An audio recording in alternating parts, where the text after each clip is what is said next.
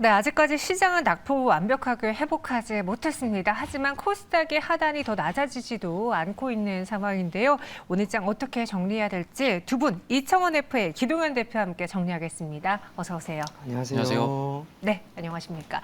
빠르게 새 종목에 대한 투자 의견 듣고요. 두 분이 직접 선택한 오늘의 마감을 산다 종목도 공개해 보겠습니다. 첫 번째, ST팜을 볼게요. 참 코로나 시기 때 백신 약이 나올 때 mRNA가 가장 큰 화두였고 또 국내에서 잘하는 게 mRNA다 보니까 ST팜도 많이 언급을 했는데 최근에 저희가 방송에서 많이 다뤄보지 못했던 것 같아요. 하지만 증권가에서는 여전히 긍정적으로 보고 있습니다.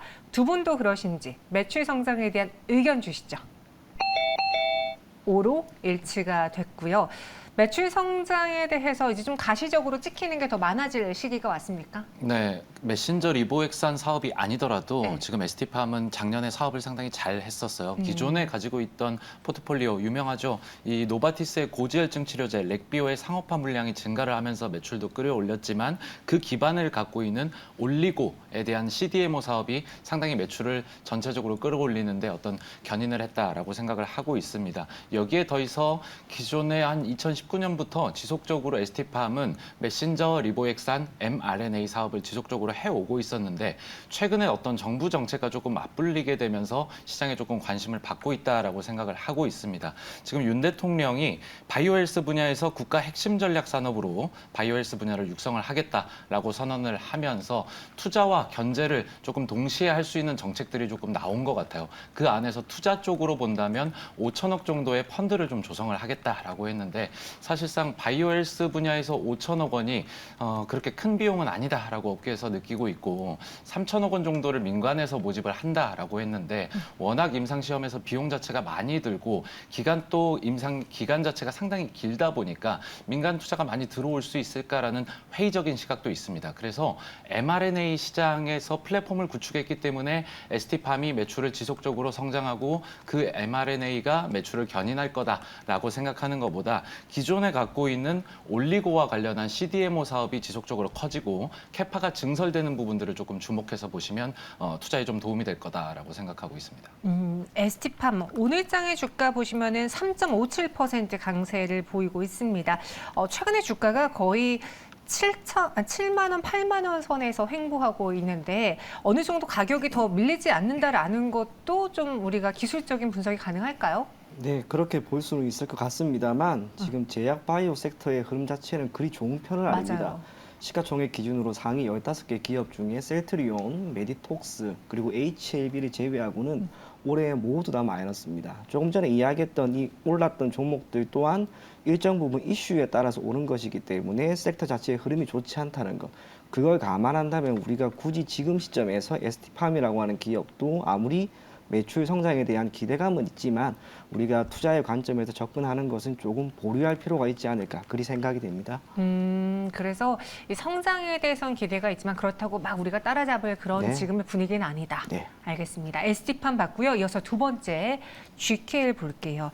카지노 부분에서의 턴어라운드 기대를 받는 종목들이 많습니다. 그리고 처음에 제가 리오프닝 이야기할 때 거의 1순위로 올랐던 그 먼저 선발대가 카지노 관련주였거든요. 네, 과연 이 GK의 주가 전망은 어떨지 두 분의 의견 들어볼게요. 5로 일치가 됐습니다. 현재는 한 2.71% 상승하고 있고 이 주가도 계속 우상향하다가 지금 고가권에서 살짝 쉬고 있어요. 네. 요럴 때 매수를 좀 더 해봐도 될까요? 네, 딱 그렇게 보시면 될 것 같습니다. 사실상 실적이라고 하는 부분 자체가 크게 나빠질 이유는 전혀 없을 것 같습니다. 우선 동사 같은 경우에는 사업 부분에 있어서 매출이 카지노와 환전이라고 하는 두 가지 부분에서 발생을 하는데 카지노의 매출이 거의 전체에 해당합니다. 그러한 상황에서 올해 2월 매출액 같은 경우에는 367억 원 수준으로 전년 동월 대비 무려 430%나 올라갑니다. 분기별로 본다 하더라도 지난해부터 시작을 해서 카지노 부분에서의 매출액은 점진적으로 늘어나는 움직임이 뚜렷하게 나왔고요.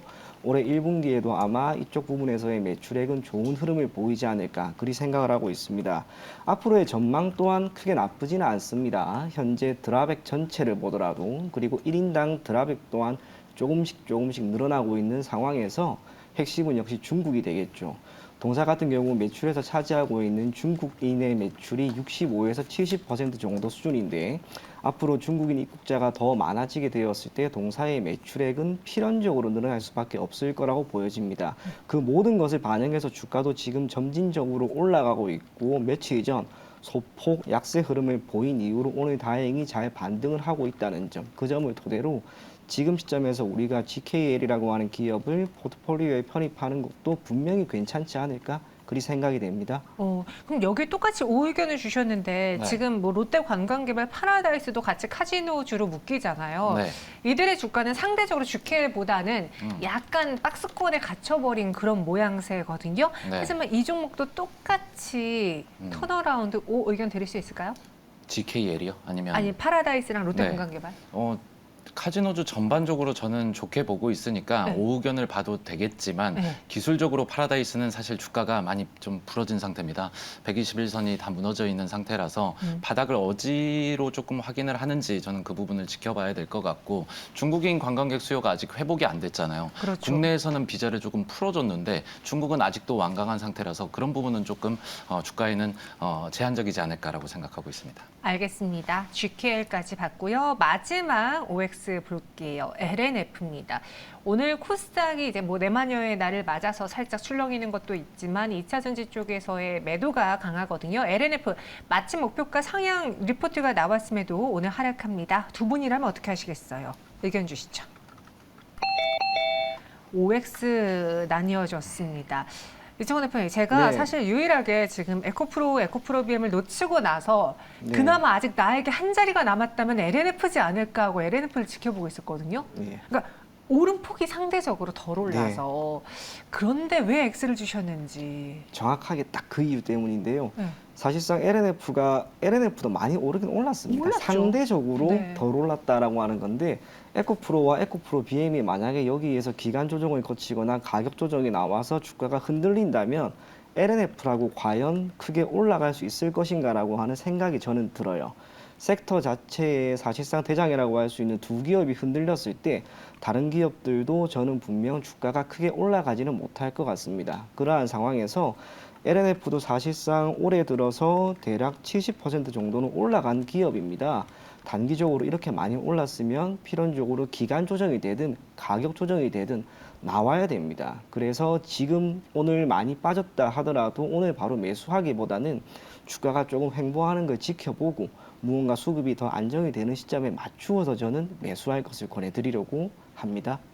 알겠습니다. LNF까지 봤습니다. 그럼 두 분이 직접 선택한 오늘의 마감에 산다 종목은 어떤 것이 있을지 이번에도 키워드 먼저 볼게요.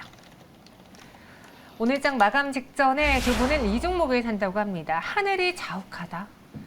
뭔가 뭐 기와 관련된 종목일까 싶기도 하고요. 어서와 연진하는 이거 너무 쉽네요. 네. 지금 저희 다들 내일만 기다리고 있어요. 맞아요. 네. 스드가 나오지 않을까 싶은데 볼게요. 스튜디오 디렉, 기와 관련된 미닉스 맞췄습니다. 네, 미세먼지입니다. 네, 미세먼지. 먼저 스튜디오 드래곤 들어보자면 UI도 좀 골치 많이 아팠거든요. 네. 시즌 1 나오고 나서 네. 쭉 밀렸어요. 그랬죠. 이제 조금 고개 들었습니다. 이거 가지고는 안 돼요. 맞습니다. 네. 뭐 시즌 1 공개되고 나서 낙폭이 조금 컸었는데 네. 시즌 2도 그런 모습을 보이기에는 스튜디오 드래곤이 가지고 있는 올해의 모멘텀을 저는 충분히 주목을 하고 싶고 그동안 올해 올 초 들어가지고 1, 2, 3월 주로 이제 배터리 2차 전지 쪽이 시장의 어떤 주도주로서 계속 시장을 이끌었기 때문에 한번 이 더글로리 2로서 시장의 관심이 미디어 그리고 컨텐츠 단으로 조금 환기가 되게 된다면 한번 이쪽으로 전체적인 어떤 순환매가 또 온기가 돌지 않을까라고 생각을 하고 있습니다. 여기에 따라서 스튜디오 드래곤뿐만 아니고 여타 다른 어떤 컨텐츠주들까지도 같이 한번 상승 탄력을 받을 수 있는 시기가 오지 않을까라고 전체적으로 생각을 하고 있고요.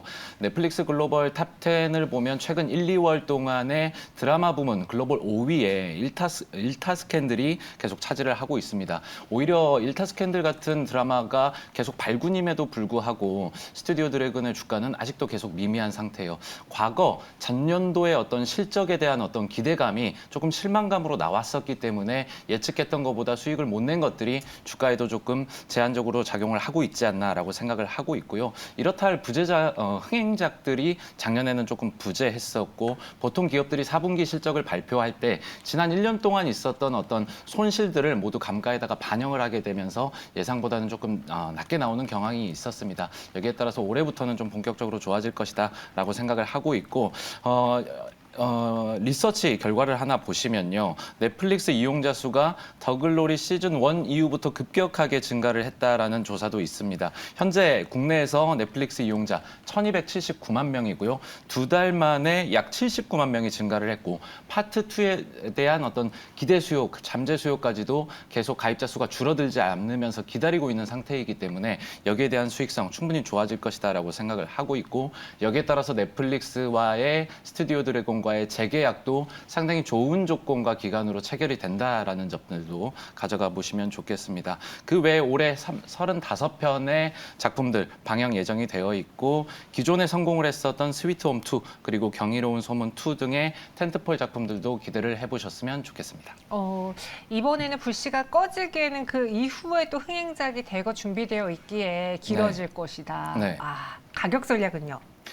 매수가 종가부터요. 네. 목표가 93,000원, 손절가 73,800원입니다. 93,000원의 목표 주가 그리고 손절가는 73,800원 제시해 드렸습니다.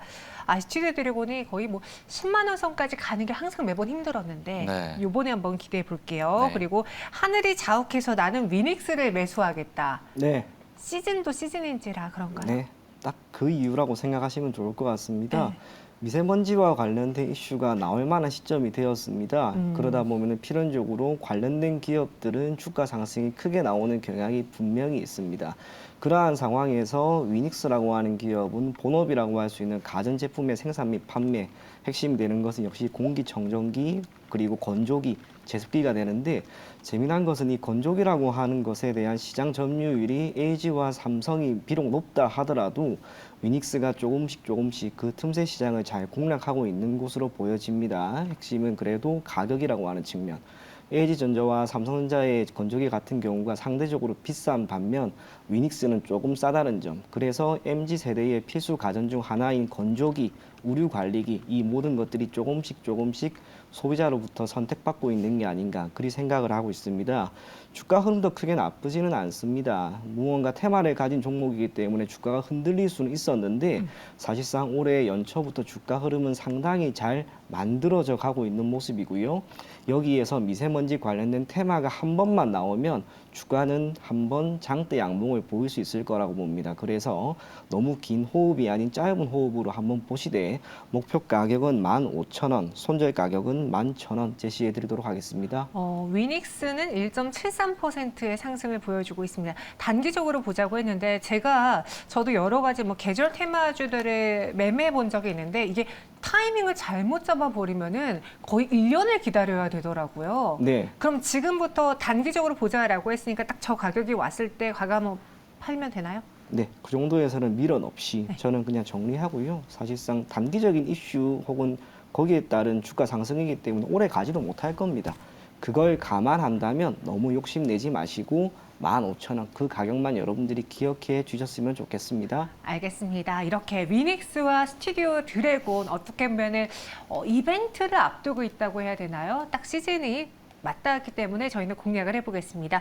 현재 동시효과 구간에서 코스피가 1% 가깝게 하락하다가도 현재 0.54% 약세 보여주고 있고 코스닥은 0.7%가량의 내림세 808선 지나고 있습니다. 기동현 대표, 오늘 동시효과에서 어떤 종목 볼까요? 네, 동시효과 특징주 한화생명입니다. 최근에 보험사들 신회계 기준이죠. IFRS 17으로 변경이 되면서 보험사들의 이익 전망치가 지속적으로 상향되고 있기 때문에 보험 관련주들이 최근 들어서 관심을 받고 있고요. 금융당국이 최근에 은행도 그렇고 여타 금융주들한테 공적인 어떤 역할에 대한 어떤 강조를 했기 때문에 은행은 더 이상 대출금리를 올리지 않고 있지만 보험사는 그와 반대로 움직이고 있습니다. 생명보험사들의 경우에 오히려 대출금리가 최근에 계속 인상이 되고 있거든요. 6개 생보사의 신용대출 평균금리를 보시면 10.14%입니다. 그 안에서도 하나생명이 평균금리가 12.2%로 전체 보험사 중에 가장 높은 금리를 갖고 있기 때문에 뭐 대출을 받는 입장에서는 어렵겠지만 어떤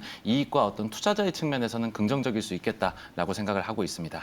네, 한화생명 5%가량의 오름세 보여주고 있고 이창원 FA의 눈에는 어떤 종목이 보이십니까? 네, 저는 LG전자입니다. 최근에 주가 상승이 상당히 좋습니다. 사실 예전 휴대폰 사업부를 없앤 이후로 계속해서 투자를 이어가고 있는 게 자동차 전장 부품 관련된 사업이라고 생각을 하시면 좋을 것 같습니다. 가전 쪽은 시장 점유율이 공고합니다. 크게 무너지지는 않을 거라고 보여지는데 앞으로 미래 먹거리, 차량용 반도체 그리고 자동차 부품 나아가서는 자율주행이라고 하는 한 가지 테마가 우리에게 상용화될 때까지 LG전자의 투자는 계속해서 이어지지 않을까 그렇게 생각을 하고 있습니다. 현 시점에서 해당 사업부의 매출에서 차지하는 비중은 10% 정도입니다. 참고로 동사의 가전 부분은 대략 38%. 하지만 가전은 지금 수준을 유지한다 하더라도 시간이 지났을 때 이 자동차용 전장 부품은 매출 비중이 더 늘어날 것으로 보여지고 부가가치가 높습니다. 실적에 기여하는 바가 더 클 것으로 보이기 때문에 여러분들이 LG전자는 조금은 긴 호흡으로 접근하면 좋지 않을까 그렇게 생각이 됩니다. 네, LG전자도 전일 저희 마감에 산다 종목이었습니다. 최근에 추세가 굉장히 좋은 흐름 보여주고 있네요. 코스피는 현재 2,416선 지나고 있고 코스닥은 810선에서 움직이고 있습니다. 오늘 외국인 투자자들이 현물시장 코스피 코스닥에 모두 매도 포지션으로 보이고 있고 중소형보다는 대형주 위주로 매도세를 나타내고 있습니다. 지금까지 마감 동시효과 함께 하셨습니다.